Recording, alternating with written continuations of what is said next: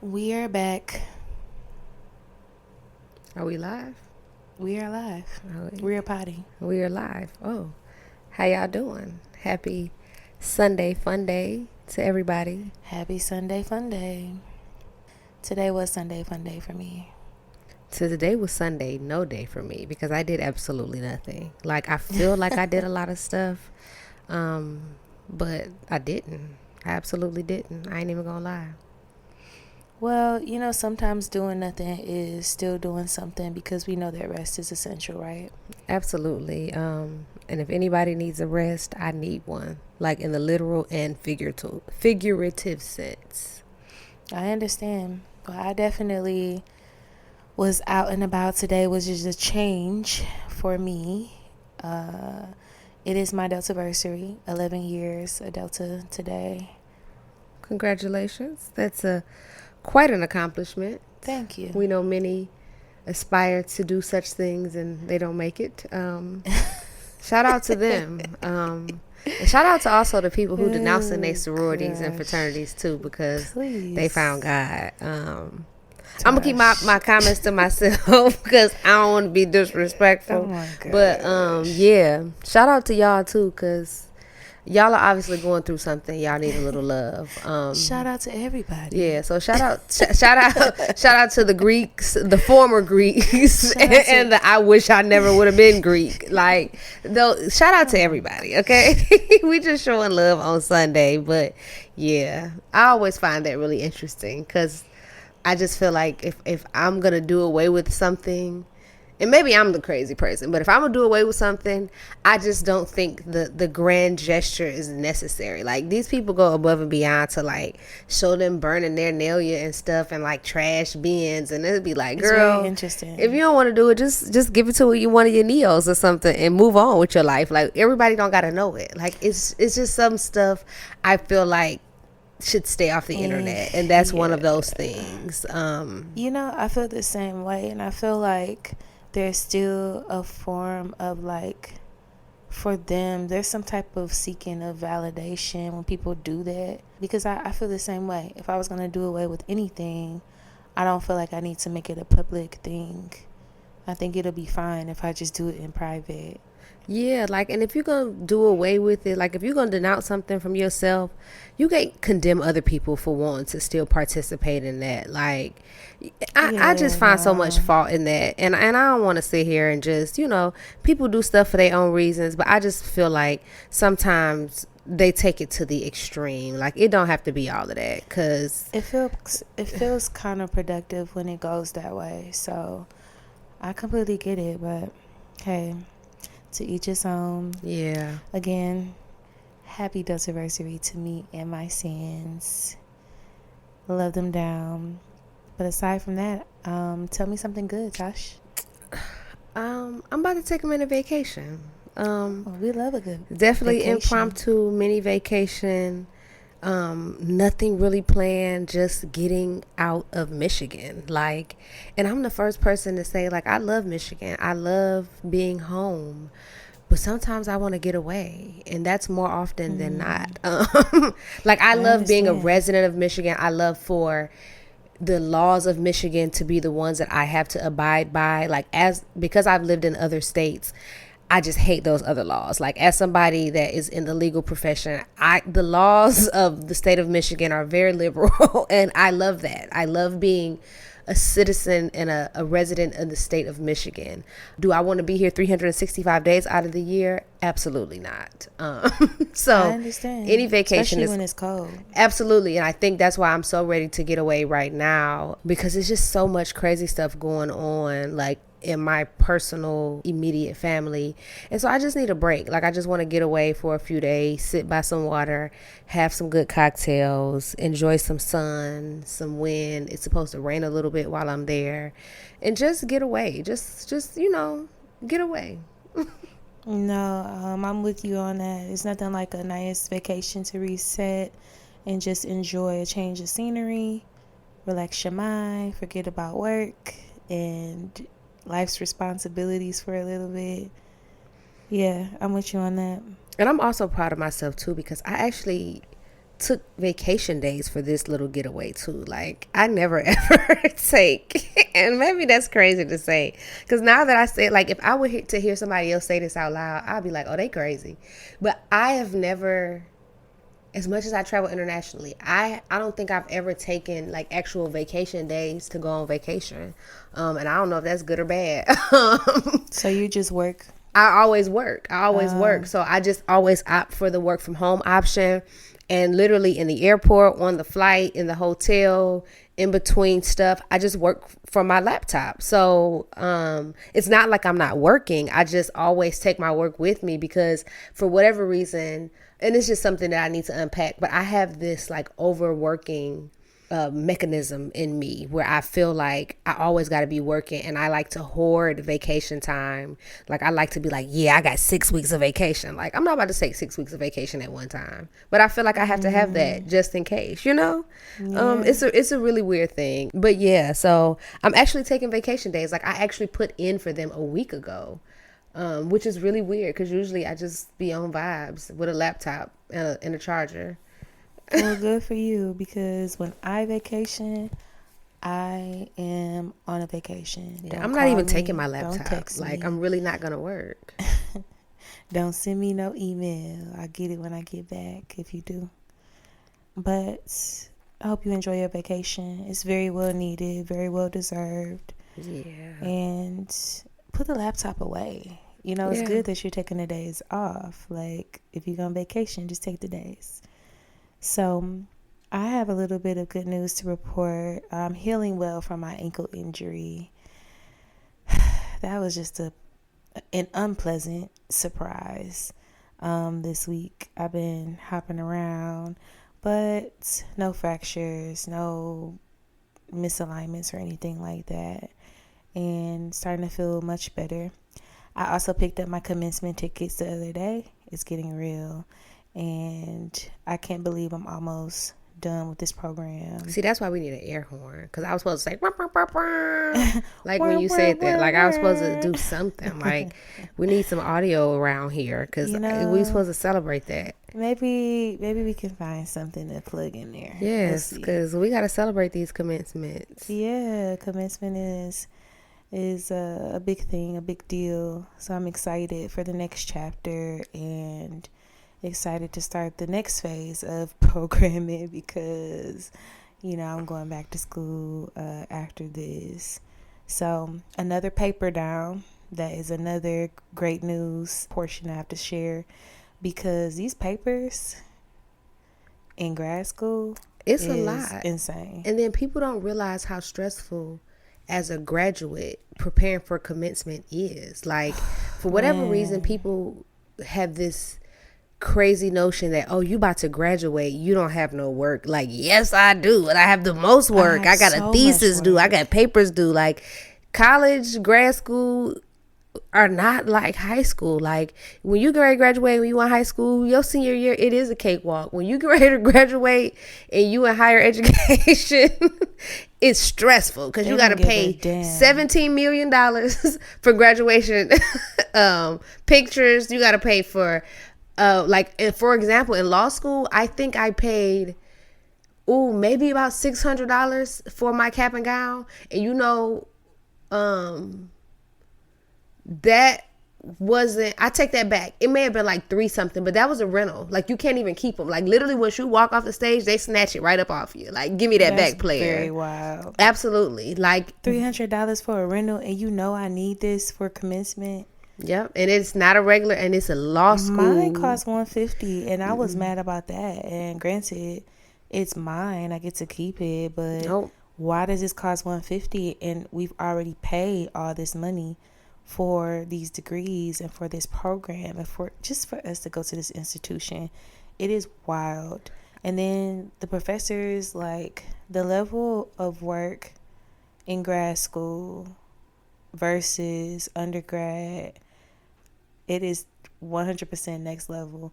And I think it's partially because we have real life jobs, real life responsibilities, and you're juggling real life things outside of having to do these papers that are 20 plus 30 plus pages with a research and pop. full annotations. Yeah, Let's add research, that. full annotations, and the shit better be right, because if it's not, you will not get full credit on that paper, and depending on the professor, you may get a 0. And in my program, you cannot get less than a B in any of your courses.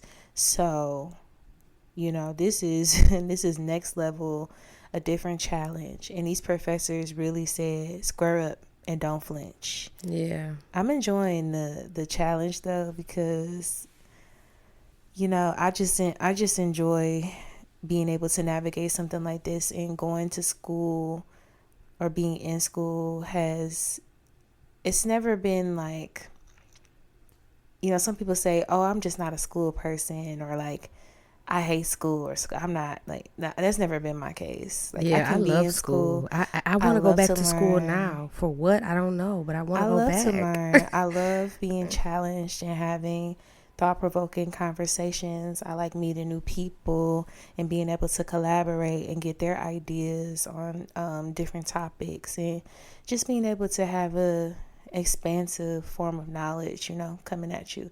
It's rewarding. So Yeah, I would agree wholeheartedly, because I absolutely love to learn, love school.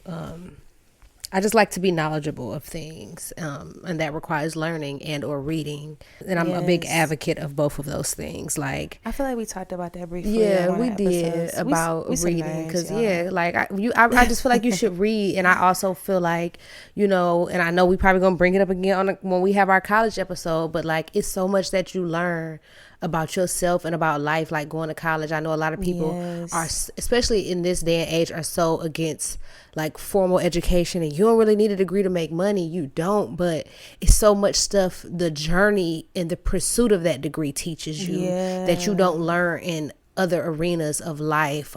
And it teaches you like even just social skills, because it puts you like, you don't get to choose a lot of stuff when you're in college. Depending on where you go, you don't get to choose your roommate your freshman year. You don't get to choose who your partners are in your classes. Like your freshman classes, you don't really know anybody. You don't really get to pick a lot of that stuff. So you're learning to navigate even different social spaces. And I think that's necessary in life, not just in the corporate aspect, but even as an entrepreneur. Eventually the goal is to have your business on a larger scale, where you're going to have to cross over into those corporate arenas. And once you've sat in college and you've talked to different people and you've been able to navigate in different spaces that aren't usually of your level of comfort, it teaches you, it prepares you for that. And it's so much stuff, and there's so many experiences that I remember about college, more so than I remember about grad school and or law school. Undergrad it was a very interesting time in a good way, but it was literally learning who I was, not only through academia, but through social interaction. And it teaches you a lot. Yeah, I agree. I feel like it teaches you a lot, and it does prepare you for different scenarios. It prepares you to deal with different types of people from all walks of life. But one thing I also feel that the undergraduate experience is, or part of it, it really feels like a fishbowl in a way. Yes, you're learning all these different things, but you have like this safety net from like the real world, if that makes sense. At least that's how I felt being an undergrad. And then when you graduate, that safety net is kind of clipped from up under you, and then you're put in a position of applying the things that you learned on your journey. If you were successful, at navigating, I think, your journey, then you will be fine. But sometimes people just go for the vibes. They don't take class serious. They don't learn anything. They don't really apply themselves. They just kind of coast along. And so the application part in the real world setting becomes a little bit difficult at sometimes. And I think that's maybe this is for the college because episode. I was gonna say, I also think that depends on the school, and we can get into that more on our college episode. But like I said before, I went to Georgia State. I was in the middle of the city of Atlanta, so we didn't have traditional campus where y'all all competing for on-campus jobs. We were all still competing for jobs with people at the mall, like up the street. You know what I'm saying? Like we were in the middle of one of the biggest cities, you know what I'm saying, in the world. Like we were in the middle of Atlanta going to school. Though we had a campus and we had a campus knit community, we were still living amongst everybody else. Like it's a 10-minute, you know what I'm saying, journey from the schools to the dorms. It's so much stuff that can happen. Like we had homeless shelters next door to dorms. Like we literally were in real life. Like, you were you were living independently, because you kind of, in a sense, had your own apartment in downtown Atlanta, but you were still living on campus. But we have a lot of supervision as far as like, people can't come in and out of your dorm. Like, yeah, you used to have to let people in with like a key card, but there was nobody like manning desk or anything. It was like you was literally just living in your own space until something happened and you got like reported to the school. But yeah, like I remember being in a party in a dorm and we ain't have nobody, no campus security come. Like APD came and shut it down. Like, yeah, see, it was crazy. Yeah, that so was it not depends. Well, I feel like that was my experience to an extent, because my first year I lived on campus at the first year center, and you did have to check people in after a certain time. They did have RAs and things like that. But when I moved off campus my second year, I had an apartment, and then I had an apartment the rest of my years after that. Then you really on your own. Yeah. But I don't know. I just feel like, there's this safety net that kind of is formed when you're in college, and when you graduate, for a lot of us, it's like, what now? Yeah. So that's that. That's part of my good news. I do want to move to the health and wellness segment of mind, body, and balance. So what you got?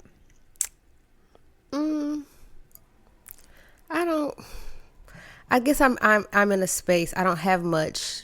I have something heavy, but it's not much because I'm still trying to figure out how to balance it. Would you like for me to share mine first?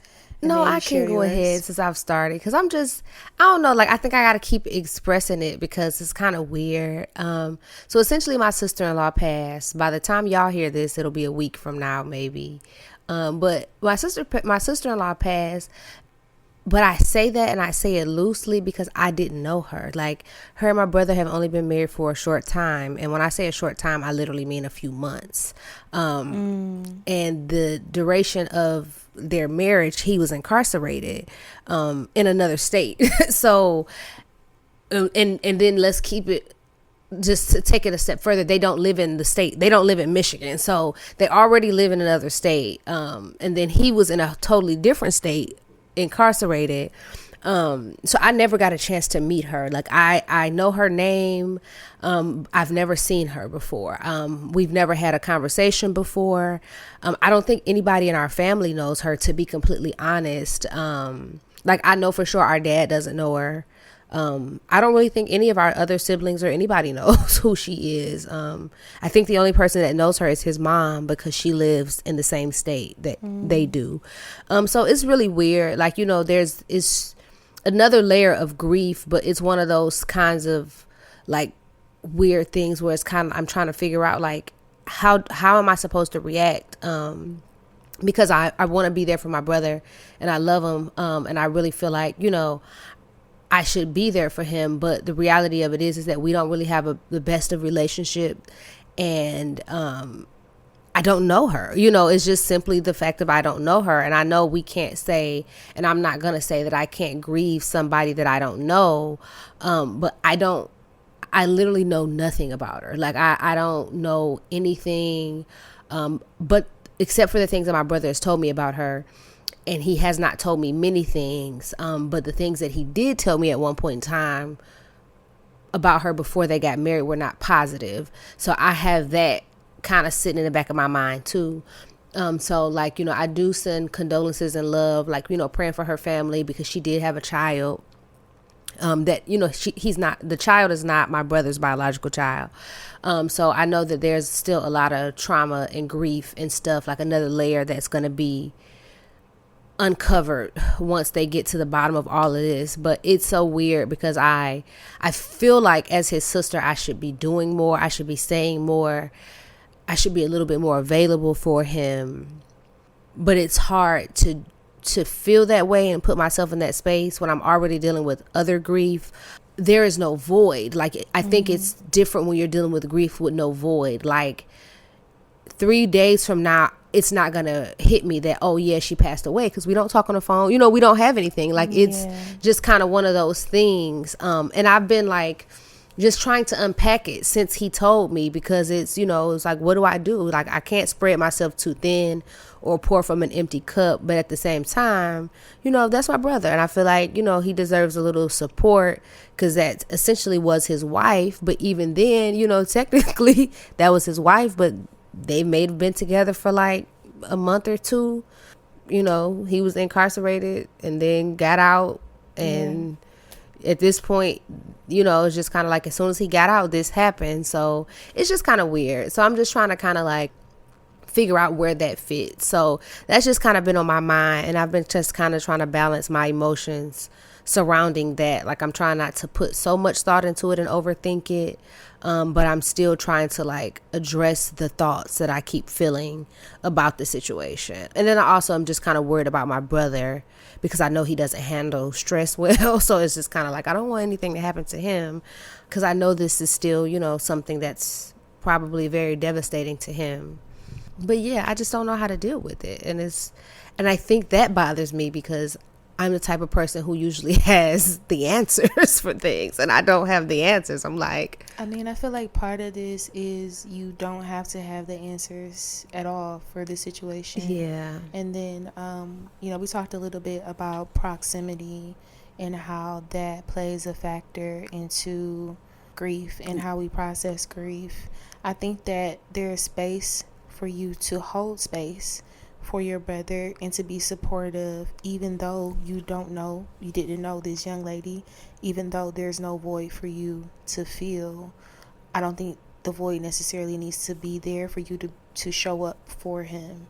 Show up for him in the ways that you know how, at your capacity, because you are still navigating a lot, and it's not on you to be the end all be all in this situation. It takes a village to navigate something like this, and to be supportive of someone who has lost, you know, especially to this degree. So that's not really on you. I hope that you can find some solace in knowing that part of things. Trust me, I get it. It's like, well, how am I supposed to feel? Because, you know, there are these different angles at play, or you know, these different aspects of the situations of the situation at play. But it's not on you. You know, show up the best way that you can with what you have that's available. Be as supportive energetically as you can for your brother, but don't internalize any of this. It's not for you. Yeah, and I think that's where I am. I'm just trying to make sure that I draw a very firm and hard line between me and trying to carry a load that ain't really meant for me to carry. Like I said, I love my brother a lot, but we still have unresolved issues that we got to work on. So it's like, you know, I can't just take that.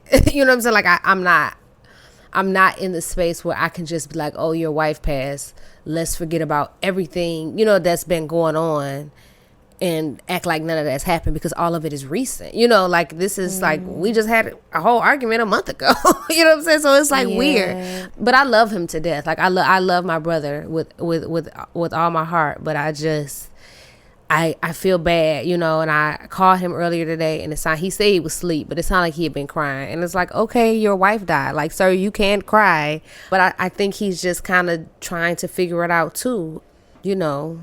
It's a lot. I couldn't imagine. I really don't want to imagine it, because that's just a lot to deal with. So yeah, I mean, I get it. We're all going through something and experiencing some level of grief in life.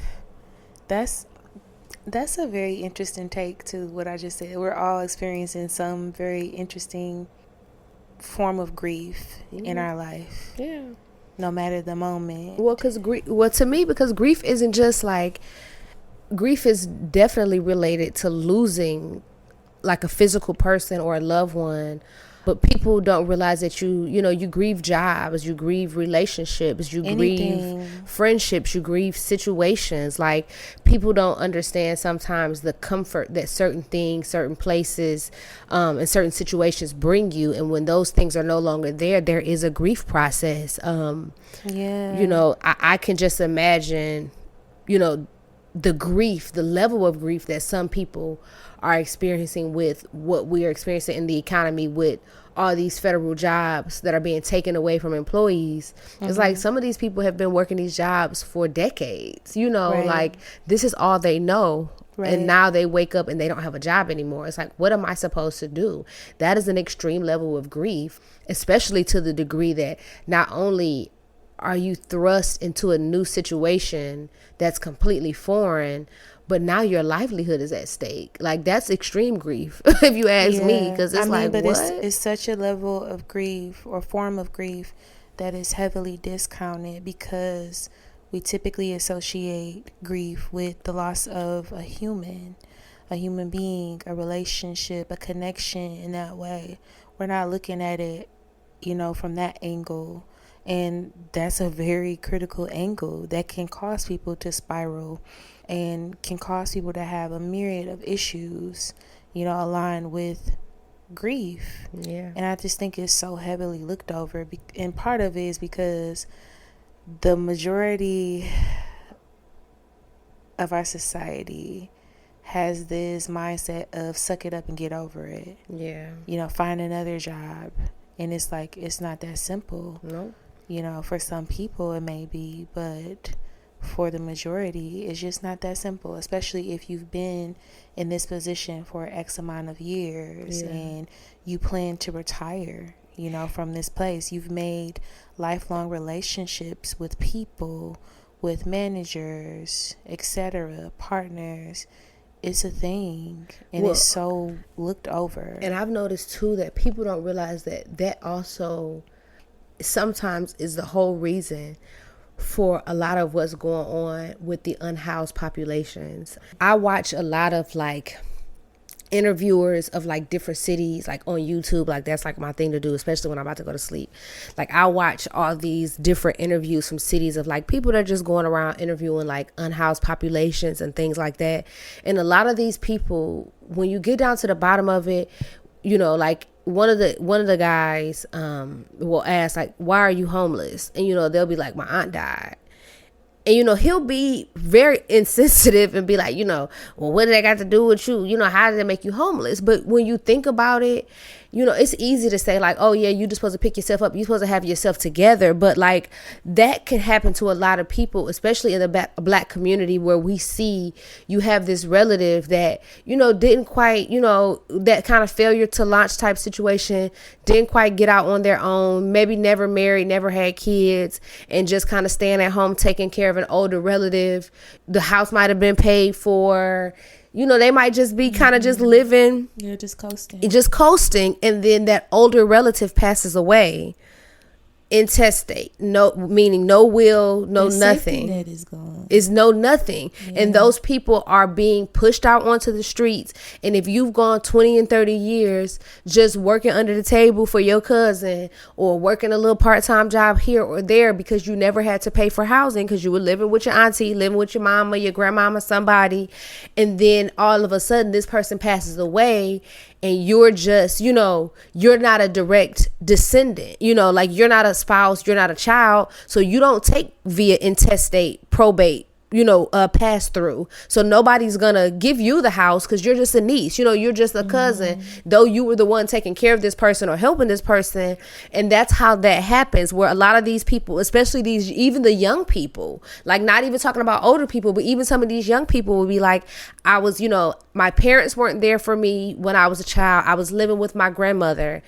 And when I turned 19, my grandmama got sick and she died, and I didn't have anywhere to go. I was fresh out of high school. I didn't have job history. I didn't have anything to put me on a trajectory of being able to take care of myself. So now here I am, unhoused, you know, and I'm out here, and all of that simply is a stage of grief that people don't even acknowledge then, because it literally sends you into that spiral. Because not only did you lose somebody, but now you're trying to figure out, once again, how do I make it?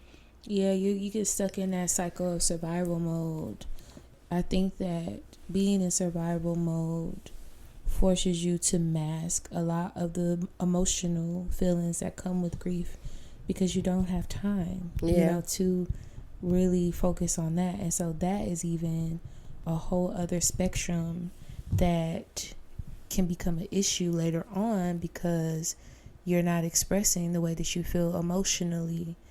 You are literally just living day by day and trying to figure out how you're going to make it.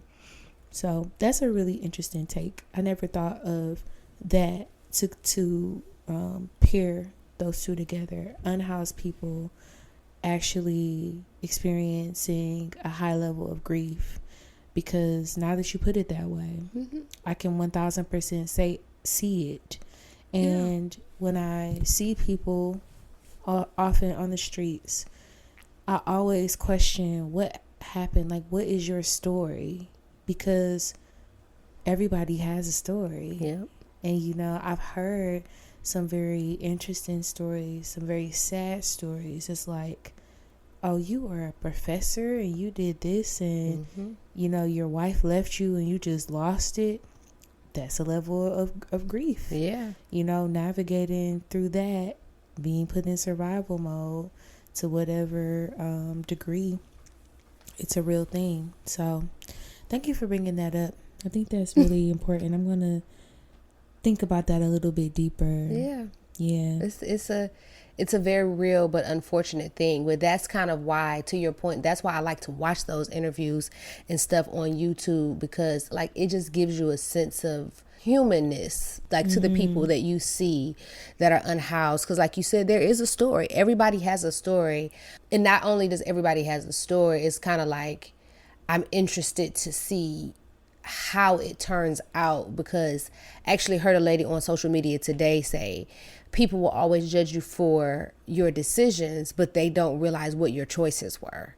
And I think that that's very prevalent in this situation, because we will look at unhoused people and a lot of people will just automatically assume like, oh, they was on drugs. You know what I'm saying? They didn't do this. They didn't do this. But that may not be and the it case. may not be the case. Like it's so many They things. could have very well been on the right trajectory. They could have been very successful at one point, and something happened that triggered them.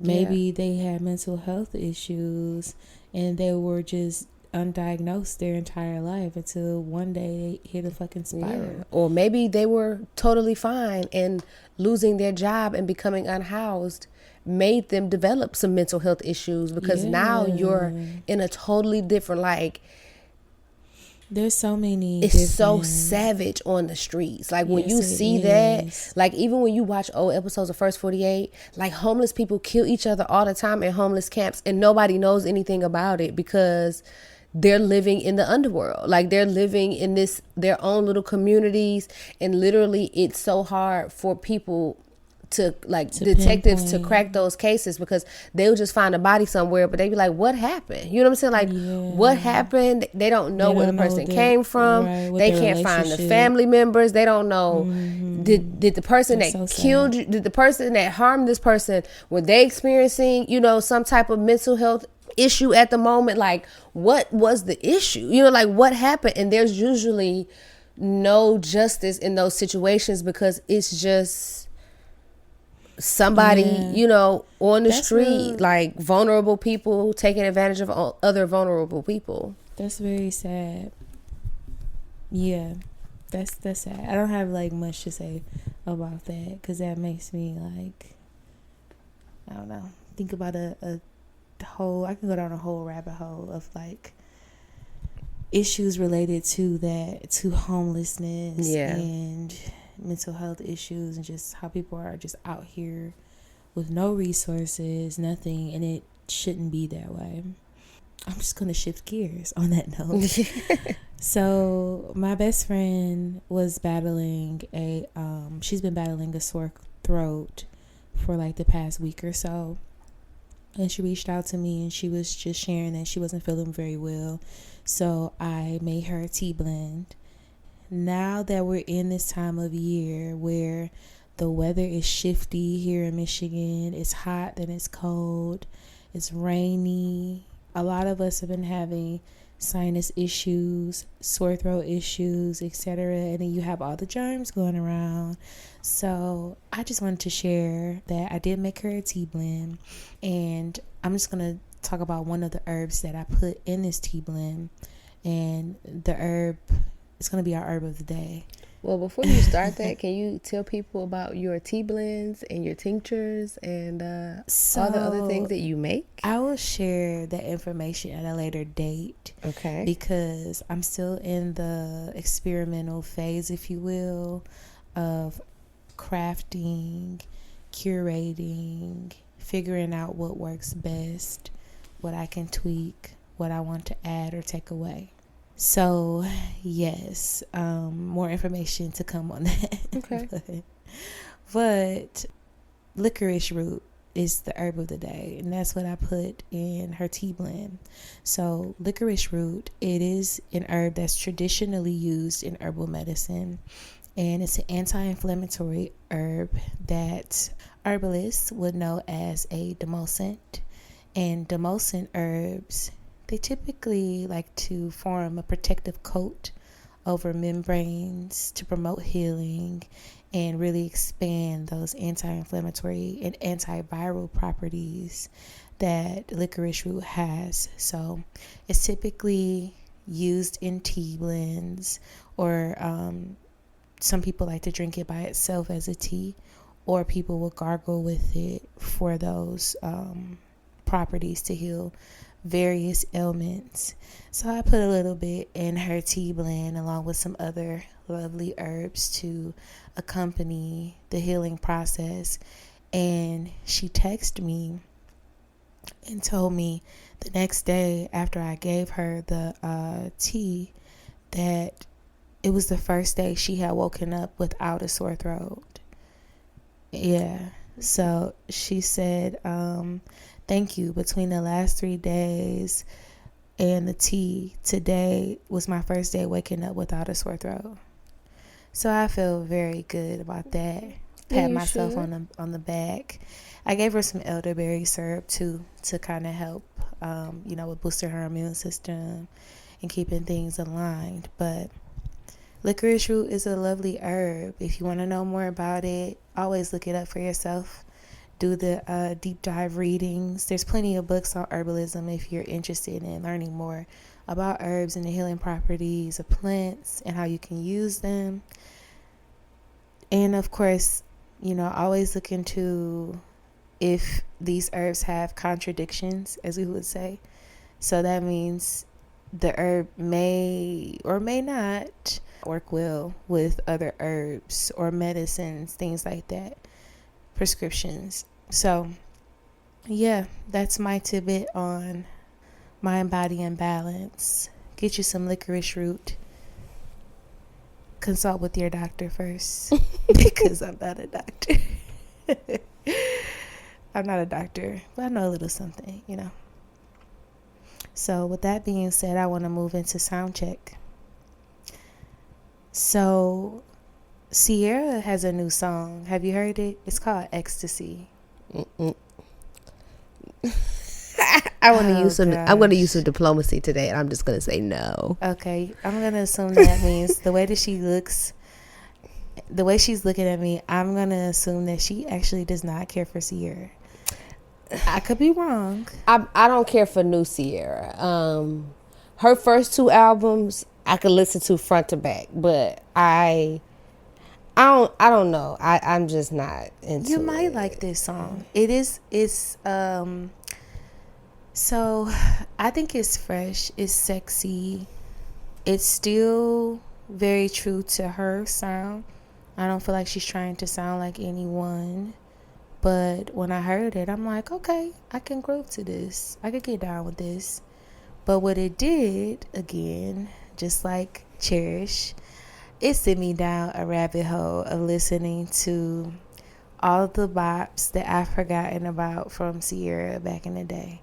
I went all the way back to the first album, and I was just vibing for a minute, like, dang, Sierra really had some tunes that I enjoyed. And that second album, the one with like Crush on You and all that stuff, that got me through college. Like when that came out, Crush on You is my jam. We listened to that so much. Like me and my girls used to listen to that. Like I just listened to the album the other day, like from beginning to end, just because I was thinking about it. Like that's what I'm saying. I used to like her back then. I don't know, not so much.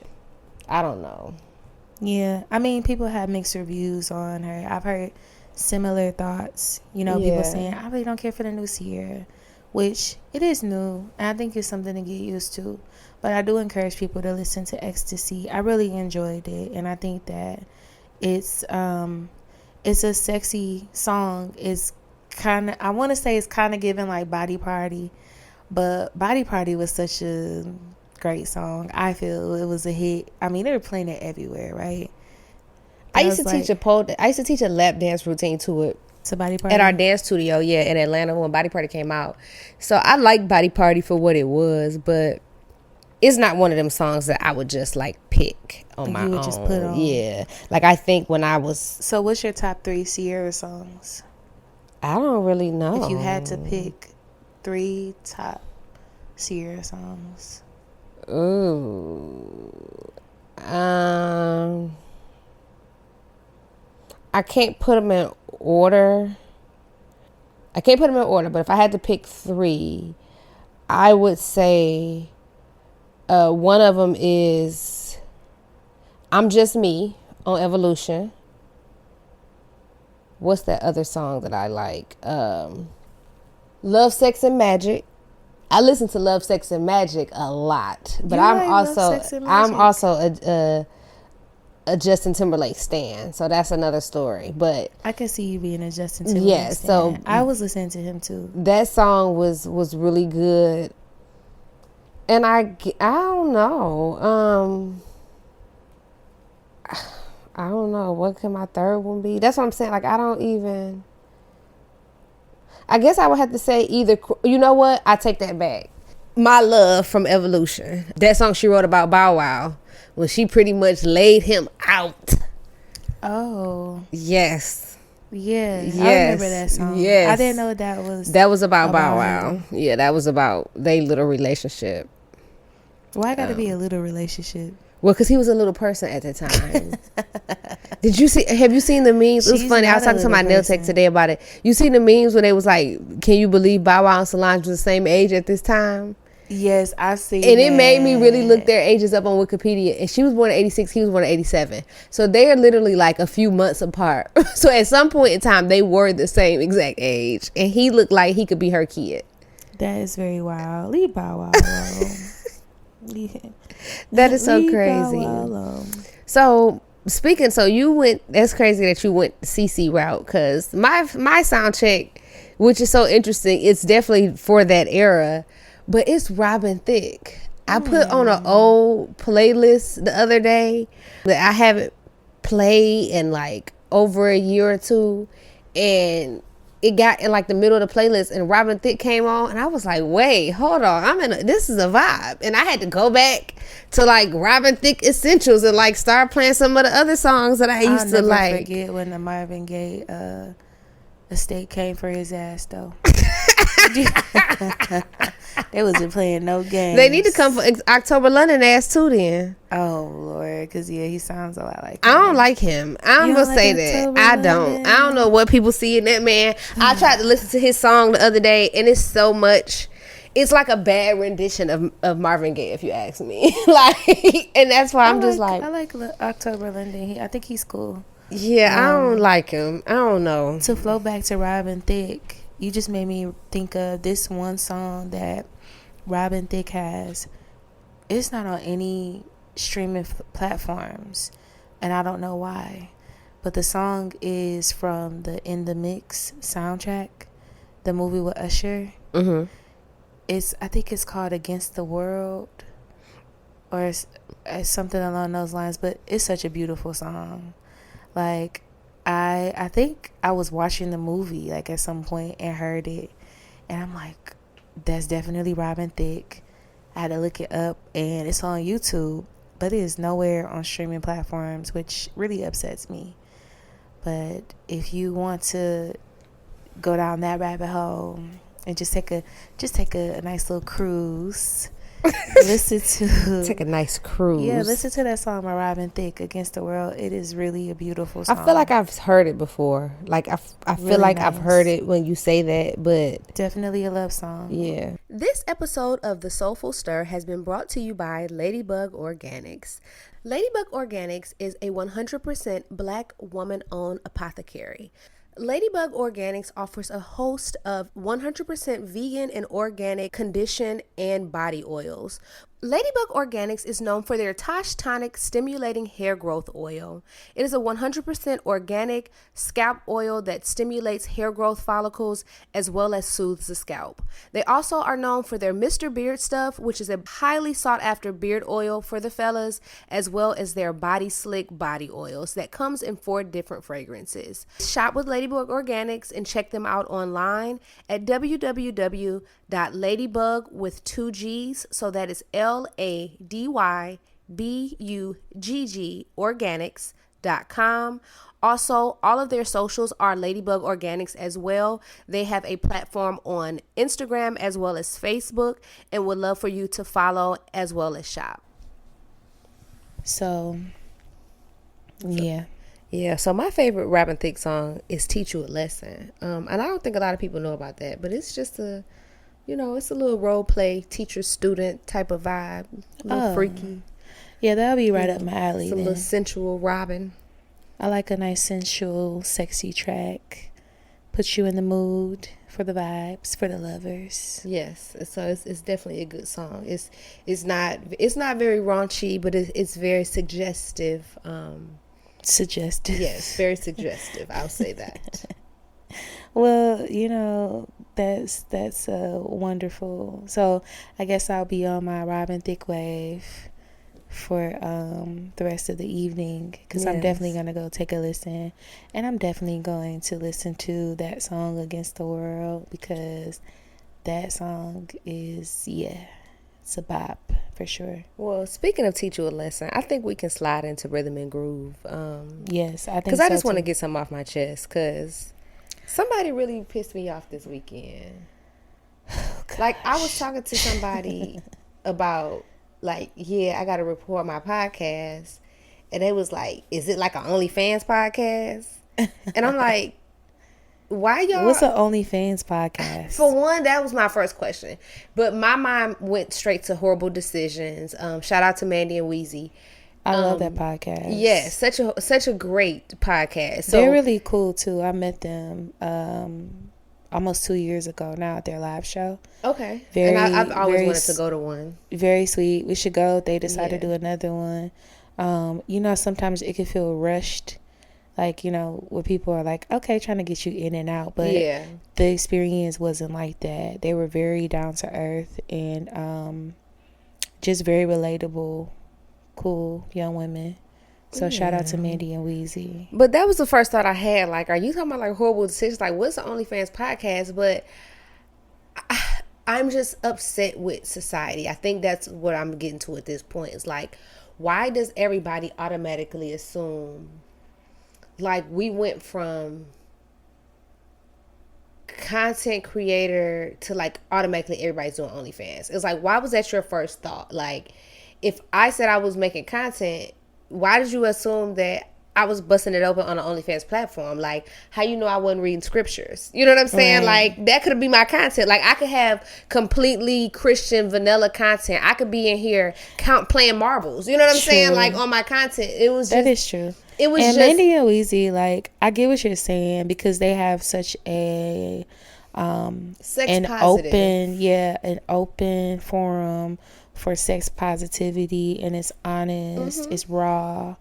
But they not to my knowledge, they may be on OnlyFans, but they're not even, on OnlyFans. Yeah, but it was just the fact of like,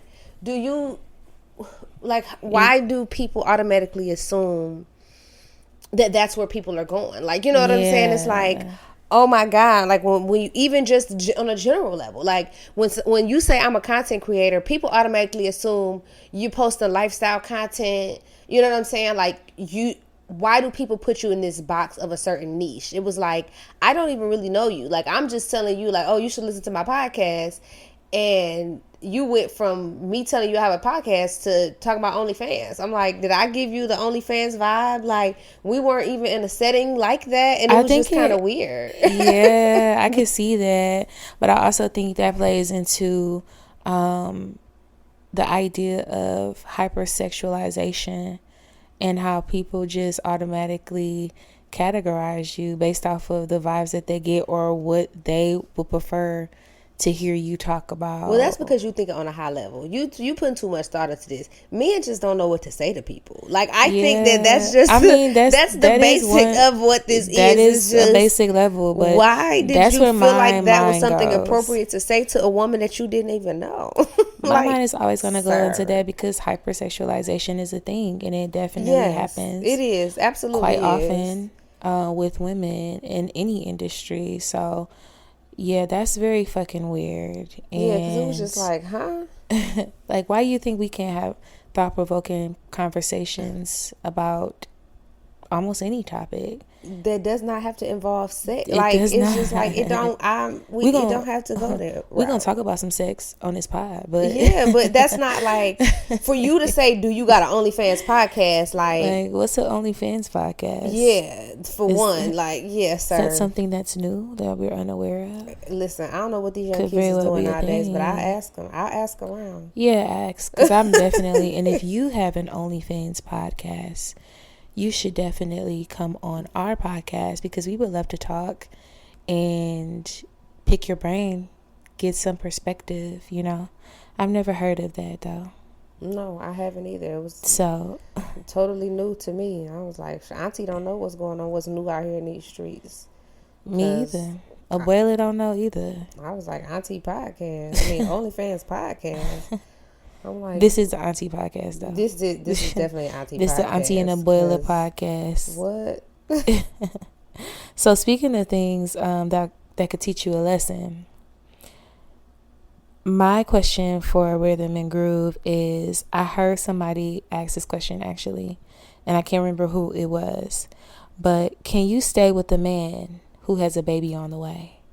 Oh, no, I'm good. No. So, story time. Let me answer the question first. Absolutely fucking not. Okay, I'm not doing that. The story time, and now I'm sitting contemplating if I even want to share this about myself because it's low-key embarrassing. But I was in a situation similar to that. I was dating a guy who I had known for a significant amount of time. And timing was always not too good with us. He had moved away for a bit. And when he came back, I was like wrapping up college. I think I had graduated already or on the brink of graduation. But either way, he overlapped me with this other young lady that he was talking to. And of course, well, I can't say of course, because some people are honest and they have transparency. We did not have that, okay? There was no transparent communication about what was going on. He just started dating me and was like, yeah, I want this. I want us to be a thing. I want to be in a relationship. And what did I say? Okay. I was like, all right, cool. Well, so was the baby? I'm about to get to it. Okay, yeah, because I got questions. I gotta lay out the framework for this story. Because I got questions. Yeah. So, sometime like I would say a few months into the relationship, he just ghosted me for like a week, almost 2 weeks. I was trying to get in touch with this man, and I'm not a pop-up kind of girl, honestly.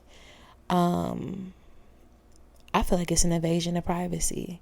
So I said, okay, I'm going to give him a little bit of time to see, don't try that shit now. Yeah. Diamond at this big age, yeah, you go a significant amount of time without talking to me if you want to. I'm trying at your granny house. Yeah, no, that's because I just feel like that's completely inappropriate and it's not okay. And if the shoe was on the other foot, it would be a problem. So when I finally got in contact with him, he had this story about him having strep throat. Lies. Now, I was just like, okay, but I'm, knowing, okay, whatever. But then it came out that he had gotten the young lady pregnant and she wanted to be with him. She was very adamant about keeping her child and he did not want to be with her. At least that's what he told me. And he was very adamant about not wanting to be with her. And he told her that. And so I'm like, I was puzzled as fuck because I'm like, so what do you expect from me at this point? Do you expect for this relationship to continue? Yeah. And apparently he did. He was very much like wanted me to just forget about the fact that he had a child on the way. And I was like, absolutely not. So that relationship ended, fizzled out quickly. But yeah, that happened to me.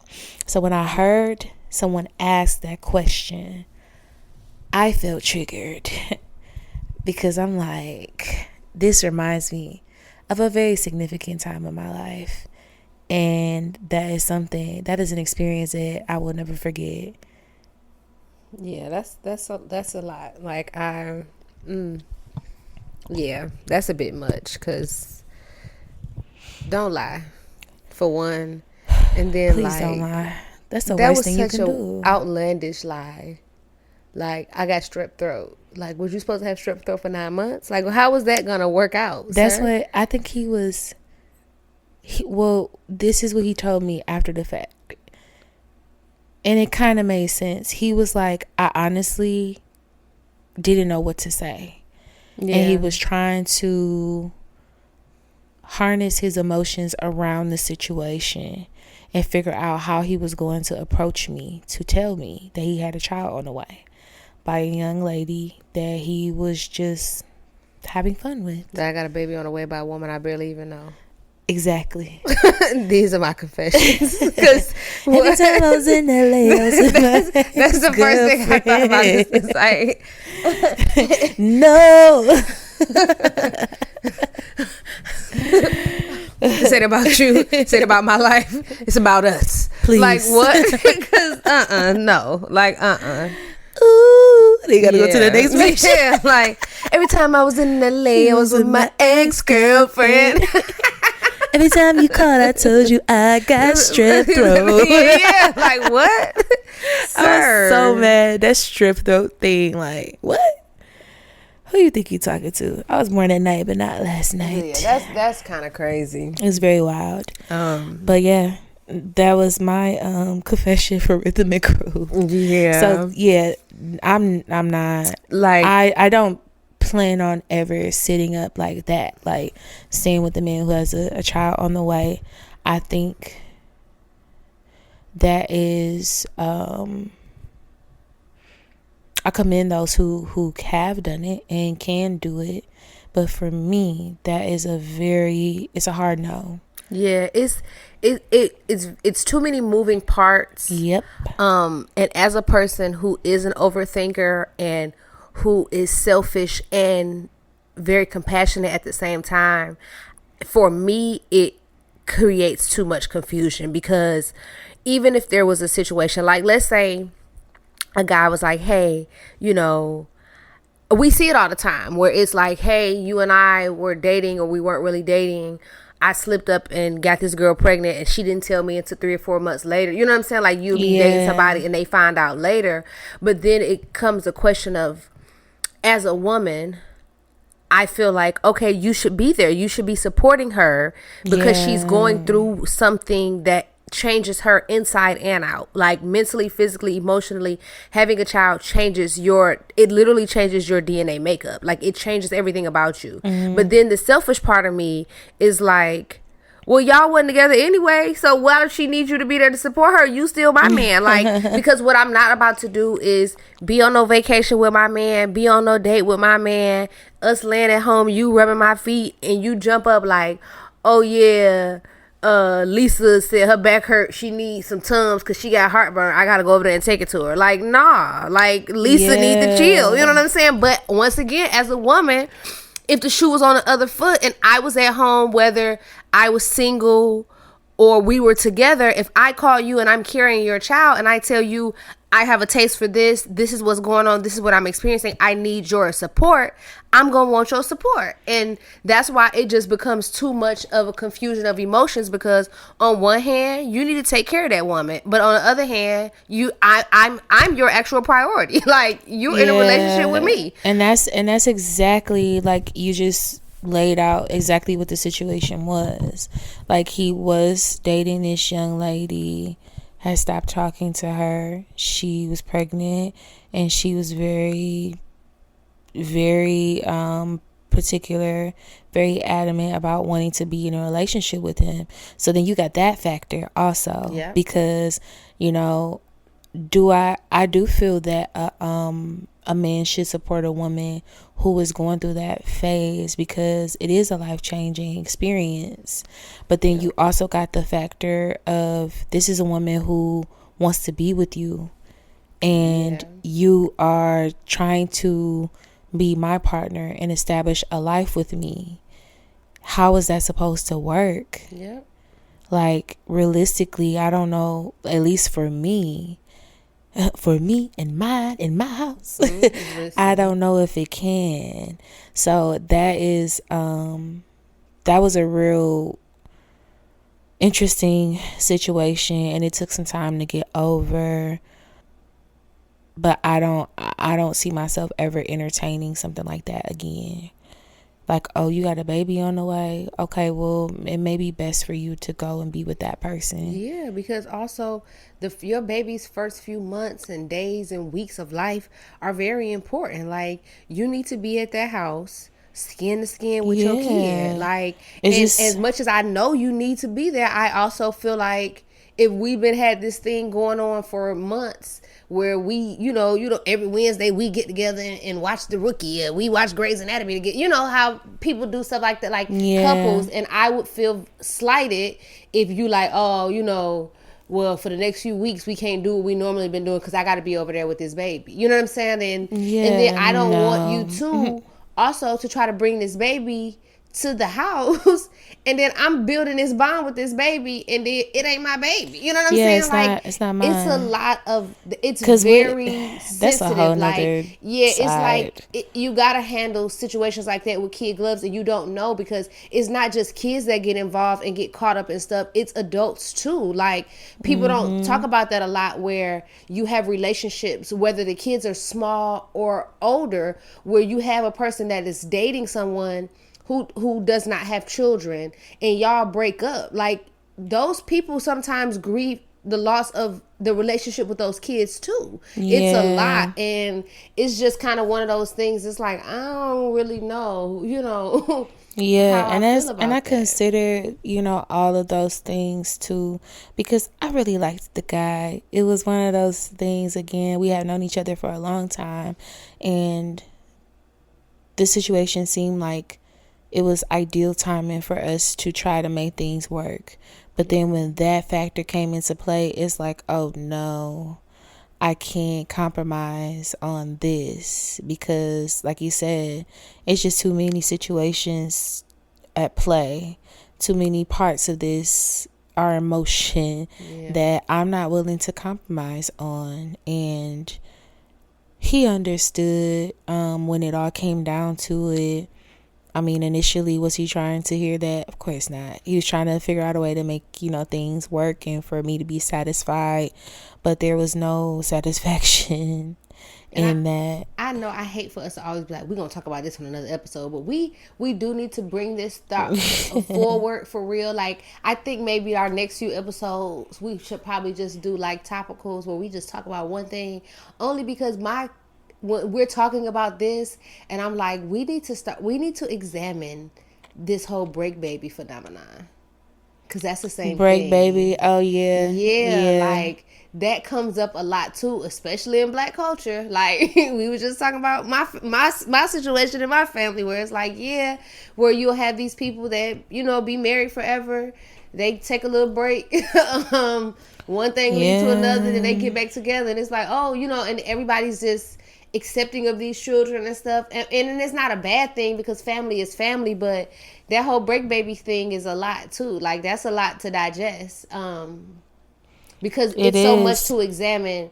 How I think as women it's easier for us to accept, but as a man, if your woman go and have a baby by another man while y'all on a break, are you about to just come back in and be like, I was supposed to be your real daddy, hey, I'm here? You know what I'm saying? Like, I'm taking care of you now because I'm back in the picture. I know. Like, that's weird. I know.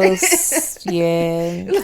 I don't even know if I would share that story on the pod, but I know someone whose life is framed around that very scenario. Yeah. Like, and it's just interesting. What can I say about it without saying too much? Yeah, but that's a big thing. It is a big thing. We should definitely further examine it. Let's jump into the delicious dive. So, did you have something? Yeah, because I do want to follow up. I was supposed to make my content, and I'm still gonna make a short form, a short form review. I did get to go have my oysters, and when I tell y'all, oh my God, nasty. They were delicious. So much so that we sat in there and I ordered some more. Oh my God. They were so delicious. So I am going to do a short form review, like a little reel or something, and tell y'all about them. Because I did take a picture. But when I say they were so good, I opened the container and I tried to, before I had a chance to like literally sit my phone up, I don't know why, but I was like, I'm going to taste one first. Mm-hmm. And before I even had a chance to set the phone up, all four of them was gone. You didn't even, why you don't have no self-control? Because they was that good. Like, you open the box and you could smell the char grill on them, and they were like busting out the seams with like Parmesan cheese. And I had one with blackened salmon and stuff and Parmesan cheese on top. Then I had the seafood overload that had lobster, crab, and shrimp on top of the oyster. Oh my God, it was so good. And I was on a high from that all week, right? Mm-hmm. Like, I went on Wednesday. It was such a great time. And on Thursday, I tried to come home and make a baked potato in the Instant Pot. I've done this a million times, but for whatever reason, I almost set my house on fire this particular time. And it was one baked potato. I didn't put enough. I realized after it was all said and done that I didn't put enough water in the pressure cooker. I caught myself putting a little bit of water because it was a smaller potato, but I didn't realize that I was going to leave it cooking for so long, and all the water evaporated out. It was like smoking. The Instant Pot was beeping, and I was in the shower. So I definitely had to run down the hall naked, wet, because I was like, is there something beeping? Like, I just, like, because I knew I was cooking. So when I started hearing something beeping, I just got scared. Like, I hope it ain't the fire alarm, because I also had a steak in the oven. So needless to say, that night I had to eat steak and grits. Steak and grits. Because I'm allergic to eggs, so I couldn't have no eggs. Clearly, my potato was done. It was towed up. So I didn't have no other option. I mean, it was either going to be that or steak and oatmeal. Steak and grits, that sounds very interesting. I mean, I like fish and grits and shrimp and grits. I do too, but I make yellow corn grits, and I make them with like cream cheese and different stuff in them. So they're like really creamy, like polenta. Yeah. So it's more like like I could have literally like fried it and had like fried polenta and steak versus. That's how I make mine too. I use a heavy whipping cream in my grits. Yeah. And a stock, usually a veggie stock to start it. But hey, you saved that meal. Good for you. And I'm glad you had a good experience, a great experience. It sounds like at Detroit Oyster Boys. So shout out to them. It was good. And I will say that the service was pretty good too. It was just extremely busy because Wednesday is the day that they have the special. So it's weird because I do want to go on a day that's not Wednesday just to kind of see what the flow of traffic looks like. But I really don't want to pay a non-Wednesday price, you know? I understand. So, yeah, we're going to see how that works out. But I am definitely going back. I definitely wanted to go back this Wednesday, but I forgot that I'll be out of town. So, probably next Wednesday I'll go back. But they were delicious. When I say delicious, I'm glad you enjoyed it. like, oh my goodness. Like, it was packed. That's how you know they good. People was just coming. I saw on their social media, they were...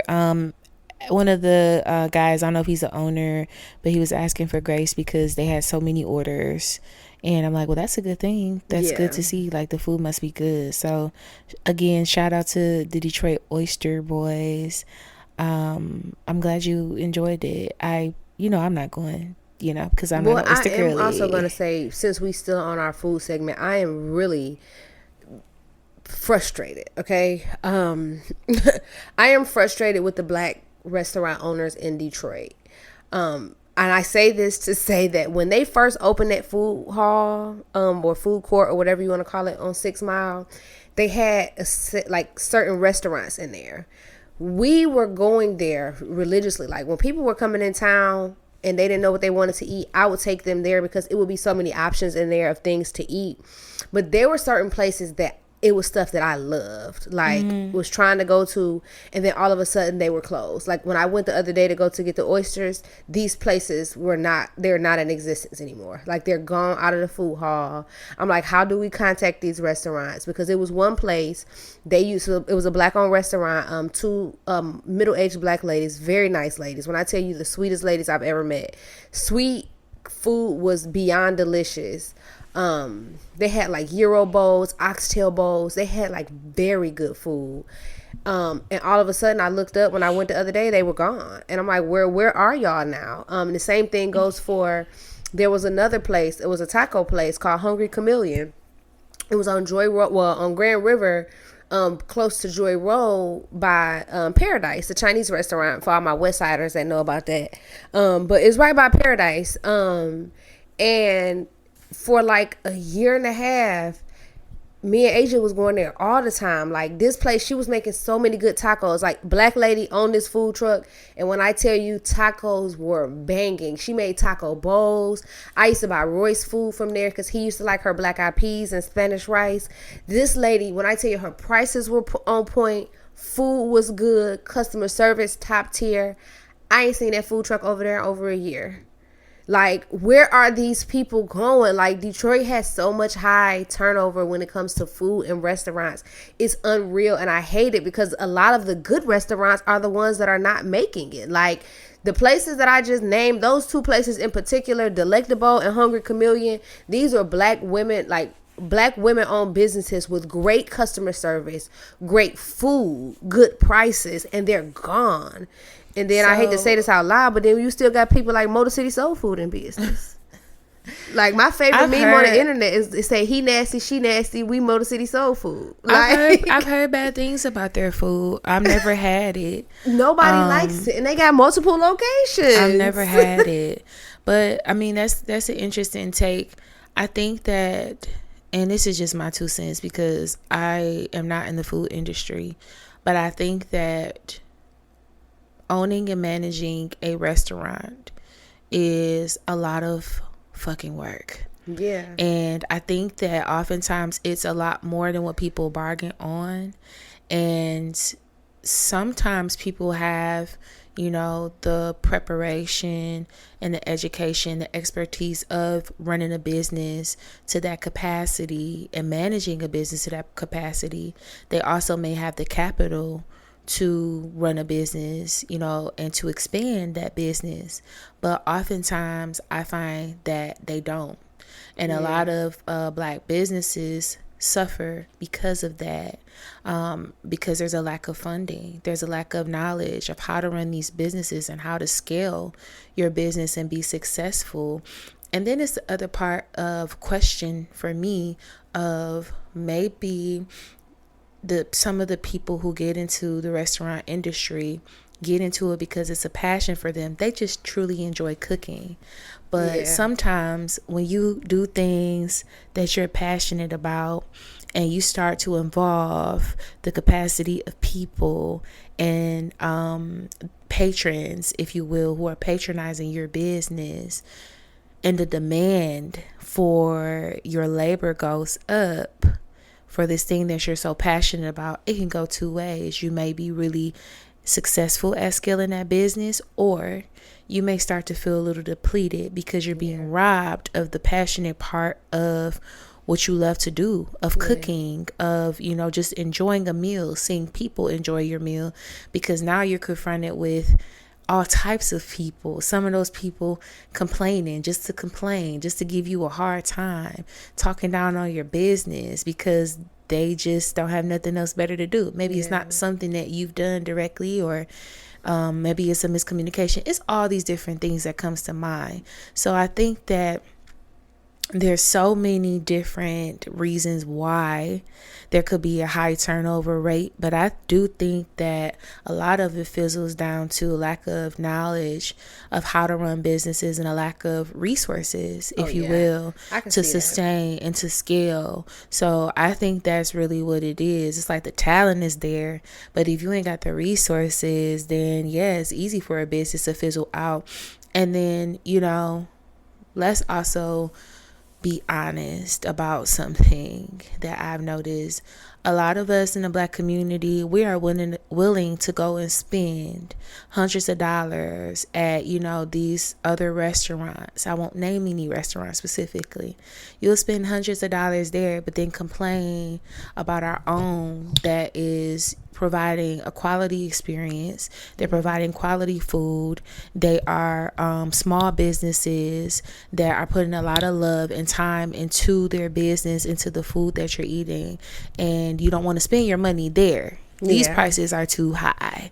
Or, you know, you complain about everything, but then you'll go and spend hundreds of dollars elsewhere. Well, how are we supposed to sustain and gain success if we don't have our own that's supporting us and keeping us open? So there's so many different angles, I feel like. For sure. But I'm hoping that those restaurants make a return, or maybe they just you know, scaled into a brick and mortar, like their own location. Let's hope for that. I'm gonna put that good energy into the air that they are that they've just matriculated into a different place, and you just got to find them. How about that, Tash? Yeah, I mean that is somewhat of a possibility. I just know for like one of them, I was following them, that they got a social media. They don't even post nothing on their social media no more. So it's just kind of one of those things. Even with that, it's like we wouldn't even be able to support you if we wanted to, because we don't know where you are. Like those things. And I just hate to see that, you know, in my eyes, it's an injustice of you got people that are actually putting a lot of effort into creating a quality product for their community, and they're putting these restaurants in our community so we will have access to them, and are the same people that they're trying to attract are the same people that are not supporting enough to stay in business. That's a good point. And you know, it's very, that's what I mean, telling, you know, like it's just one of those weird things to me where it's like, okay, come on guys, are we gonna support these people or no? Because like I said, the places are just really nice. Like, food was good, customer service was good. No reason to ever feel like, oh, I don't need to be, you know, I shouldn't come in here, or I'm not welcome, or whatever the case may be. But I don't know. So many different reasons. If you know somebody that is affiliated with these restaurants, have them give us a call. Send us an email. We're looking for them. Was it the Hungry Chameleon? Yes, the Hungry Chameleon food truck. The Hungry Chameleon food truck. And do you know the name of the other one? But you know what's crazy? It's called Delectable. But you're saying that, and I have both of those people's phone numbers in my phone, like the owners. But I'm like, you aren't there. I ain't gonna just be blowing your phone up. But I can really call. Oh, girl, listen. I know the owner, especially the food truck. I can text her right now and be like, hey, where are you? Like, where you at, girl? I would reach out because I mean, maybe that's the connection that's needed to spark something. You never know. Yeah, maybe. Depending on what the situation is, we don't know. I do want to share my part of the delicious dive because I found that this is incredibly interesting. So, did you guys know that tomato ketchup was originally sold as a medicine? Yes, in the 1830s. Tomato ketchup was sold as a medicine to treat ailments like indigestion, diarrhea, and jaundice. My mind is blown. Just thinking about that makes me just, ugh. Can you imagine what it must have tasted like originally? I wonder. So the idea originated from an American physician by the name of Dr. John Cook Bennett, who believed that tomatoes contained medicinal nutrients that could heal these ailments. So he later sold this recipe and turned them into tomato pills. So my thought is, this can't be the tomato ketchup that we've been putting on our hot dogs. It can't be, because this and sausages. This tomato ketchup causes and indigestion burgers and heartburn and everything else because of the acid. And then also this tomato ketchup is full of preservatives and sugar and like a whole bunch of other stuff. So, because have you ever bought the organic, like it's like an organic ketchup from Whole Foods?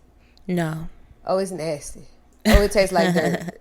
Oh, it tastes like dirt. Well, I won't be. Like, the closest I'm going to get to that, they have a Heinz, like Simply 8 or Simply 7 or something like that. I buy that because it's only supposed Trader to be Joe's like is good too. They're organic ketchup ingredients, but no, that Whole Foods ketchup, nasty. I like the organic ketchup from Trader Joe's. That's usually the one that I'll get. But get this. So the doctor was actually Dr. Bennett, John Cook Bennett, who came up with this idea to sell tomato pills. He was actually quite successful for nearly 20 years. So in 1850 or the 1850s, there was a market collapse of these pills being sold because people started coming up with copycat pills and essentially just selling plain laxatives as a replacement for these tomato pills that he had come up with. So that is very fucking wild to believe that even in the 1800s, people were bootlegging stuff, and something as simple as tomato pills. Like, and that's my thing. Is like, what is a tomato peel? So he took this recipe that he used for the ketchup and turned it into pills. Like a tablet? Yeah, tablets for people to take, like laxatives, or to heal those ailments of indigestion, diarrhea, jaundice.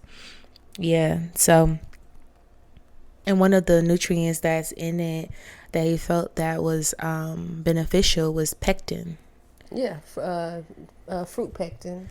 Yeah, so that was used for medicinal purposes. So, if you've ever used tomatoes, also use fruit pectin. People also use fruit pectin to skew results of a drug test. Why do I feel like I've seen or like read something about that? Yeah, fruit pectin can, like, I don't know if the way the THC molecules, I don't think it does for everything. I think it's just for THC and like cannabinoids. But if I'm not mistaken, last time I researched it, it was like you're supposed to ingest large quantities of fruit pectin because it does something in your body to make your urine not show traces of whatever they're looking for. Once again, I'm not sure exactly what things it covers up because I just don't see fruit pectin covering up crack, or meth. Oh my God, crack or meth? Like, that's why how is I just it wanna always know, like, the what extreme with drugs? you, Tash? Because I be wanting to know, like, because the last episode you were talking about heroin. because we were talking about Ray. And we were talking about jazz and how all those jazz artists used to shoot up. That wasn't me. That was me stating a fact. All of them. Even what's her name? Look at Billie Holiday. Look, no Billie Holiday slander will be tolerated on this podcast. But what do you think Lady Sings the Blues is about? I mean, I understand Shooting that. up dope. Let's not highlight her dark times. Dope. Okay. All right. So yes, I just want to know. See, so back to the heroin. So if I shoot up tonight and drink a glass full of fruit pectin tomorrow, will I pass a drug test? Those are the things I need to know. Not that I want to shoot up the heroin. I'm just trying to figure out how effective is it for all drugs or just some. That's you should ask a doctor or someone who has expertise and has done it. So contact us if you have a story about using fruit pectin. Because that will tell us everything that we need to know about you, but then it will also help us to answer some of the questions that we have about using fruit pectin. But yeah, that's it for the delicious dive. That's what I got. So let's move on to counsel and confessions. Now, Tash, you told me this story, like a sidebar story, a while ago. And I just had to know more about it. So here we are. And you're going to tell the pod. Because what better time to share this information? So tell us about the time you were on a high-speed chase with your ex-boyfriend. So my personal confession. So let's preface it by saying I was at the time... maybe 20. I probably was 19. I think I was 19. I wasn't quite 20 yet because by the time I turned 21, I had a whole nother boyfriend. So I had to be 19. Oh, this is young tender Tash. This is troublesome Tash. This is crazy back in the day, which is weird. So before we even get into the story, I'm going to say that all of this stuff happened and me and this person are really cool to this day. Like, still talk, friends on social media, like, still cool. So that's what's crazy about all of this. So I was dating somebody when I was in college, like freshman, sophomore year of college. Because of the age reference. I was like 19. So I was roughly like, at my oldest, I was probably a junior, but I don't think I was quite a junior yet. And I don't even remember. I know this happened during the school year because after all this happened, I went to my dorm room and went to school the next day like nothing ever happened. Wow. So yeah. So I was dating somebody at the time. Oh, I remember it vividly. Now, it was on a Sunday night.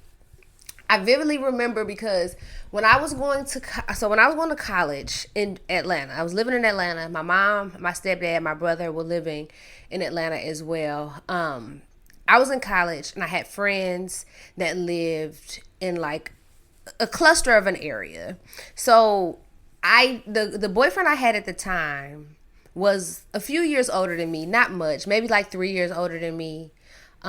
He was a person of the streets. He dibbled and dabbled, had his hands in all sorts of things, legal and illegal at that time, I would say that. Wow. And so he used to kind of dwell in some of these neighborhoods too, like handling his business. So in one particular day, I remember it was a Sunday, because the reason why I remember it was a Sunday, because I was trying to contact him when I was supposed to be heading back downtown to park my car, go back to my dorm, to get ready for school for the next few days. And I called him and he didn't pick up the phone. So I call him again and it's like weird conversation amongst he and I. And I was like, something ain't right. Well, this is, back before locations. This was before iPhones, all that stuff. Like I think we had Nextels, because this was in 2006, maybe. I love the Nextel. 2006, 2007. Yeah, so we had Nextels and like Metro PCS phones. So I'm like calling him, and it's like weird. So I decide I'm just gonna leave my friend's house and go back to my dorm. I pull out of my friend's driveway, and I'm driving down her street. And like I said, we know people in these neighborhoods that are connected. So the house that he was coming from, I knew the girl that lived there.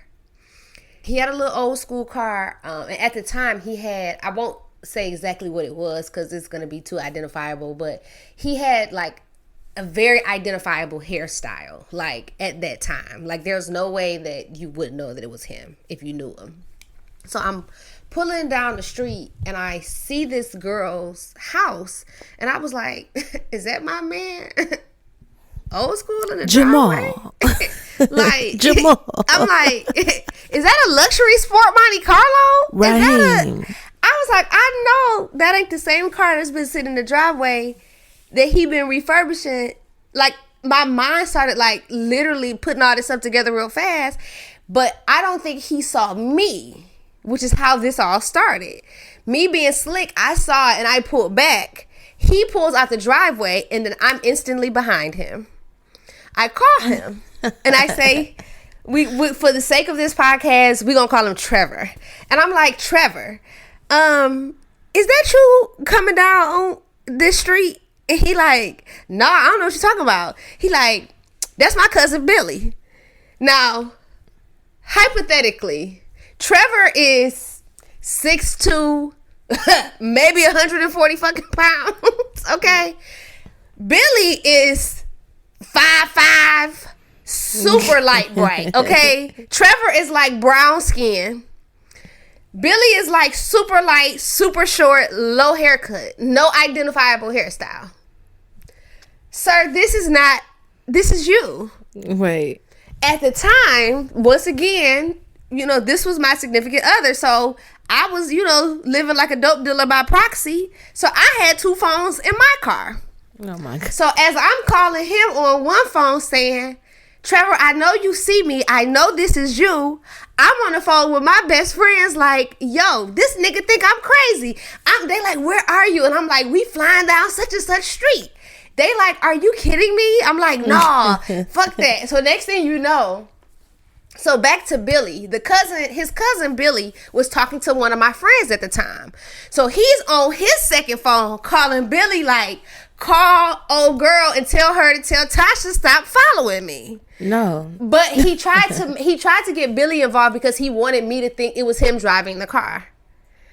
You see what I'm saying? Like, yeah, like, so he was like, call her and have her tell her, like, quit following him. You know what I'm saying? That's him. That's not him. And I'm like, nah. Even she was laughing. She was like, I'm not getting into this shit. She was like, because he's calling me on the other line right now. So we already knew what time it was. So at this point, I'm furious. Now, keep in mind, he's driving an 1986 luxury sport Monte Carlo. It was either that or he was either in the 87 Grand National. It was one of the two. So I say that to say he's in an old school rims. I'm in a 2006 Chevrolet Aveo. Okay? A fucking 4-cylinder engine. Listen, a 4-cylinder engine. You know it could go that fast, did you? Knocking the bottom out of that bitch, okay? When I tell you, I know if my granddaddy could have seen the way I was driving that car, he would have lost his mind. I was flying, okay? We went on an extensive high-speed chase. We went through 3 different counties in Georgia because of the way that the counties sit. The way where we were, it was like the 3 different county lines within like 10 miles of each other. We hit 3 different counties. We were in neighborhoods. We were on residential streets. we were doing the most fooling. The whole time I'm calling him, cussing him out. Like, I know you fucking see me. You're crazy. I had to fucking kill you. Blah, blah, blah, blah. And I was like, stop the fucking car. Stop the, like, screaming out of my mind. The entire time I have the smooth R&B jams playing in the background. Literally. Like, Mary J. Blige is playing on the radio. Oh my God. I'm cussing him out on one phone. I got my homegirls on the other phone. And at this point, I get so frustrated. I called my dad. And I was like, Daddy, do you know this motherfucker got me following him? And my dad was like, please don't go to prison tonight. Please, like, my dad is pleading with me to just stop. So this is when shit get crazy, because I was like, okay, I'm just gonna stop. Like, I was like, you know what? He's right. This ain't worth it. But by this time, I'm saying that to him on the phone, but I'm still like slowly doing a little creep behind this car, because at this point he done turned it into a neighborhood, like a residential area. But see, the thing about it was, is it was so crazy because I was doing all of this following. We didn't have no GPSs on phones back then or nothing. I was in so many places that I didn't know where I was. And it was weird because he had the upper hand. I mean, he was a street dude, and these were the areas that he hung in. So he knew what neighborhoods had back roads, had exits, and all that stuff. I didn't. So it was just a extreme game of chance. I'm on the phone with my dad, and I was like, Daddy, I'm about to turn around. I was like, I'm in this neighborhood. I was like, he turned to here. I was like, ain't no telling where he about to go. I was like, I'm about to turn around and go back to my room. He was like, please call me when you get there. I was like, you know, I'm about to call my homegirls, talk to them on the way home. I'm gonna let you know when I get there. Because at this point, I'm trying to get him off the phone because I don't want him going into this lecture now that he knows that I'm safe, like, of why I shouldn't have been doing this. Well, just my luck, I turn into this neighborhood and I call myself turning down the street, thinking I was gonna go turn around in the cul-de-sac, and he was hiding in the fucking cul-de-sac. His car was parked in the cul-de-sac with the lights off. Oh my God. And I saw him, and I pulled like T-bone in the side of him. And for how he got out of that shit, I don't know, because I didn't hit him. Like, I just kind of pulled my car, like, you're not gonna be able to slip out of this. He slipped out of this, chased right back on. He turned his lights on, I turned my lights on, and I'm chasing him again. And maybe like 10 minutes later, I guess he got tired and he pulled into a strip club parking lot. So they asking him, like, you gonna valet? He's such a pompous asshole. He like, yeah, get her valet too. And walks around like, so you gonna get out the car? And I was so floored. Like, we sat here doing all of this for 30 minutes. For you to act like it wasn't true, for you to get out the car, to come to my car and say, so you want me to go ahead and pay for your car? You gonna park? He like, you gonna get out the car or nah? I almost hit him in the fucking parking lot. Because at this point, I just went home. Like, I was so fucking floored. I just drove out of the parking lot. And I know the valet attendant had to be like, what is going on? Because I know I had to jump like 3 fucking speed bumps to pull behind him at the valet. Because the way he drove in the club, I drove just like that behind him. Like, because I didn't know if he was about to stop at the club or if he was about to just try to, like, create a diversion through the parking lot. So I was on his ass. I don't know how I had that Aveo. I had to be doing at least 120 miles per hour in a 4-cylinder. Okay, is wild as hell. I didn't even have power windows in this car. I had fucking manual windows. That's how old. Like, and it was a 2006, but it was like the base model car that I had because my grandfather had bought it for me just to have for college. And so I literally, when I tell you, I put that to the test that day. Pissed. I put it to the test that day. When I tell you, like, I really chased him. And it's crazy because like I said, we're super cool, super cordial to this day. And I don't think we've ever addressed the situation. Like, you should bring it up. After it was all said and done. Tell him to listen to this episode. I'm going to make him listen to it. After it was all said and done, like 2 weeks later, like, he hit me up. Because I used to work for Metro when I was in college. So he hit me up like, you got an old Metro phone? Because that's when back in the day when niggas used to trap off their Metro PCS phones because they couldn't be traced. So he called me like nothing happened. Like, hey, so you got a new Metro I can borrow or I can have? I need to buy a phone from you. And I was like, nigga, what? You know what I'm saying? Like, so we're just going to ignore the elephant in the room. Like, you know what I'm saying? Like, huh? You didn't see me. Cause what? Like, and that like, was the crazy. What's going on? What's popping? I can't believe I did that. Like, really did have a whole high speed chase for nothing. Like for the ending to just be nothing. Like the old Diamond's like, gee, that sounds fun. It was, when I tell you the adrenaline was pumping, I was in the car, like, you couldn't tell me that I wasn't about to get out the car and, like, act a fool on him. I don't know what I expected the end result to be. I don't know, and, like, now that I think about it, I just don't know what it was, but it was just one of those things where I just caught you doing some shit that you didn't have no business doing, and you could have very well just... And that just goes to show you how stupid men are and how much they don't think on their feet. Because for him to be older, like, most people think about situations like that and think like, oh yeah, older dudes manipulate you, they gonna lie and say all this stuff. He was so not quick on his feet when it came to that thing. Like, you just took off because you knew you was fucking guilty or something. Yeah. Like, this same girl whose house he was at got, like, brothers and cousins and all kind of shit. Like, you could have easily said, I was over here with so-and-so. Right. You didn't even try to address it to me to lie. Like, you just took off running. Like, I'm just going to avoid this, not knowing that I was fucking batshit crazy and I was going to follow you. You caught him off guard. Couldn't think of nothing quick enough. And then, listen. Couldn't think of nothing quick enough. You gotta be quicker than that. Yeah. I definitely. Well, if I need someone to be chased down, I know who to call at this point. Hey, I got a mission for you. It was so random. Hire you. Like, when I tell you, it was the most random thing that happened to me, but it was so crazy. Like, I just wish I could go back, like, and be a fly on the wall. Cause, like, what was I thinking? Tash the Road Runner.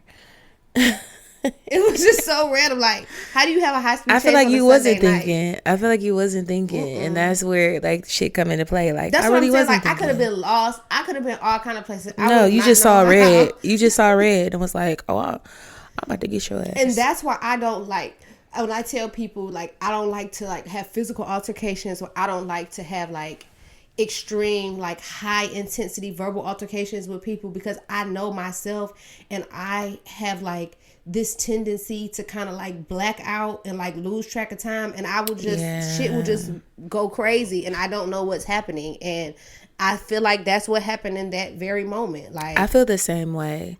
And it's so interesting you say that, because I feel like we have, on the surface, I feel like we have similar temperament. Like, if people were to, like, meet us, I think, like, we both are just really cool. And I'm like this, like, 98% of the time. But that other 2%, that I try my best to keep dormant. And it usually is pretty, under the surface. It's a whole nother person. So that's why I try my best to be conscious of how I'm communicating with people, and make sure that I'm just harnessing my energy in such a way that I don't allow people to get me there. Yeah. Because I know what that looks like, and I'm aware that they don't. Yeah. And it's because I don't operate in that. I used to be a little bit more fiery, I think, when I was younger, but at this big age, I don't have time. I be chilling. I don't want no problems. You got it. Do you want to be right or you want to be happy? I'm going to choose the latter. Like, I'm cool. Yeah, I'm definitely a lot I'm cool. more calm, and just, I don't want to see myself get in that situation anymore. So I just kind of try to stay cool. Like, yeah, I'm with you on that. Like, I mean, that's the best policies. And then it's too much going on in the world. Times are just not how they used to be. Yeah. When you had a Nextel phone and a Chevy Aveo. Listen, when I tell you, I was a menace. Anybody that knows me in that time of my life knows I was a menace. Like, I was crazy. I used to fight guys, like, all kinds of stuff. Like, I was, like, really wild. Like, I was, like, a really wild person. I can't believe that, because even when I try to say stuff like that to like my mom, like I'd be like, girl, you just don't know. I used to do all kind of stuff. And she'd be like, no, you did. Just because you don't know I did it don't mean I didn't do it. And obviously I did it good because you never knew. You never found out. I was out here crazy. Like, yeah. You never found out about it. Yeah. It was wild. That was a wild time. Yeah. Well, thank you for sharing your lovely story on Counsel and Confessions. Do you have any announcements for the Sanctuary Scoop this week? I personally don't have any announcements other than me continuously saying I need y'all to follow this. Make sure you're following us on all platforms. Yep, that's my announcement too. Facebook, Instagram, most importantly YouTube. Please go back. If there are parts of other episodes that you like, go back and rewatch them, especially on the YouTube platform, because those watch hours are very essential for the community that we're trying to build and for what we're trying to do with the pod going forward. So, you know, every subscription, every view, every minute that you guys watch, we appreciate. But please make sure you're following and you're connected with us on all platforms, so you can not only see the pod and listen to the pod in different episodes, but you can see different behind the scenes content and other short form content to go along with things that we discuss on the pod. Yes. Well, I have nothing. Those are my words as well. Follow us on all platforms. We're looking forward to continuing this journey with you guys. And thank you for listening to another episode of The Soulful Stir. I'm Diamond Symoné. And I'm Tash. Later.